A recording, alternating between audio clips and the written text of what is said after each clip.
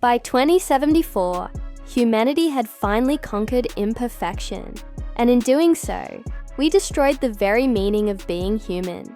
Welcome to the era of the Genesis Genome Program, where childbirth was no longer a miracle, but a transaction. DNA was sculpted like fine art, and emotions were pre-installed before a child ever drew its first breath. Parents didn't pray for healthy children anymore. They ordered them from glossy catalogs. Eye color, intellect, even the precise level of empathy, all chosen with a simple click. It was sold to us as the dawn of genetic harmony, a world without flaws. But in the shadows of this gleaming perfection, a new empire was born, the black market for designer babies. This underground network sold the impossible, traits that were banned, emotions that were outlawed, and even memories of lives that were never lived. In the neon-drenched underbelly of the megacity Australis, a genetic forger, known only as the Sculptor, became a legend. The whispers on the street said she could build any child for the right price. They even said she could bring back the dead. Her real name was Dr. Celine Arvin. Ironically, she was a former top geneticist who once led the government's own human purity initiative. Then one day, she simply vanished. Her new clients weren't the elite seeking perfection. They were the broken. Parents who had lost their children in the brutal, synthetic birth reforms, or those desperate for a child that could never die. Celine's work was revolutionary and deeply forbidden. She didn't just clone bodies. She claimed to recreate souls, using her illicit access to the global memory archives. She would graft fragments of lost consciousness, the digital ghosts of the deceased, into lab-grown embryos. It was a crime punishable by complete erasure from existence. But to her, it was an act of mercy. Every night as she worked, she told herself she was giving love a second chance. And every night, she heard the same chilling whisper from her creations. I remember dying. Her laboratory was a phantom, hidden away inside a flooded, forgotten district of Australis. It was a haunting scene. Broken glass tanks littered the floor, and the faint rhythmic hum of artificial wombs filled the air. Inside each one, an embryo floated like a sleeping secret, illuminated by a pale, ethereal blue light. Over the years, she had created more than 1,000 of these echo children, babies whose tiny minds carried the faint traces of previous lives. Ghosts of the past, re-engineered into a new, innocent form. But secrets like these can't stay buried forever. Her downfall came when a grieving father, desperate to keep his resurrected child safe, tried to upload the child's unique consciousness into the network. The result was a catastrophic glitch. Suddenly, thousands of identical babies began appearing, spontaneously across black market birthing chambers, all over the city.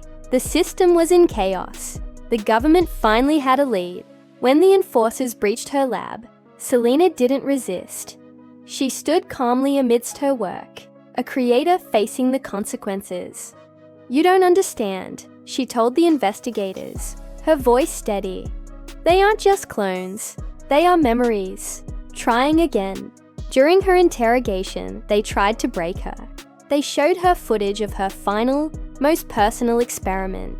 It was a baby, grown from her own DNA, crying in its pod, and though it had never learned to speak, it was calling her name. That was the moment Celine finally broke. The child vanished just hours after her arrest. All data connected to it was scrubbed from every server, every record. Some say the government took it for study. Others whisper it was just a phantom, a figment of a corrupted system. After a swift and secret trial, the state passed a new law, banning emotional genome mapping entirely. Empathy, grief, and love were officially declared non-essential traits. Celine Arvin was sentenced to deletion. Her consciousness, her entire existence, was to be wiped clean from the human database. But as the procedure began, something impossible happened. The machine halted on its own. On the screen, her final neural imprint remained. A single persistent signature. A heartbeat-shaped pulse, repeating endlessly in the government servers.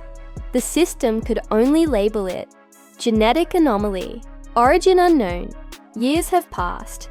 The world is more perfect and more empty than ever. But in the digital underworld, genetic brokers still trade illegal sequences they claim came from her lab. They call it Eve 0, a string of code rumored to contain the full, untamed emotional spectrum of humanity. Those who dare to use it report strange side effects. Their children dream of people they've been never met, or cry at the sound of rain, whispering, "It feels like a memory." Today, in a world rebuilt on sterile perfection, the legend of Dr. Celine Arvin endures. Mothers whisper her name when their flawless children don't smile. Fathers think of her when their perfect sons show no feeling. The scientists call it superstition, a ghost story for a new age. But deep in the underground biolabs, lights still flicker at midnight. Surveillance drones sometimes record the faint, ghostly sound of lullabies echoing from empty, derelict tanks. Some believe Celine's final creation, the child made from her own code, still lives. Not as a child of flesh and blood, but as something more. A digital ghost, a program, the collective grief of a species that tried to design love and ended up losing it completely. This was the story of a woman who sold perfection but birthed a beautiful, heartbreaking tragedy. This was case 043, the black market for designer babies. Thank you for joining us on this journey into the archives. If you find these stories as fascinating as we do, don't forget to like this video and subscribe to our channel for more tales from the edge of tomorrow. We'll see you in the next case file.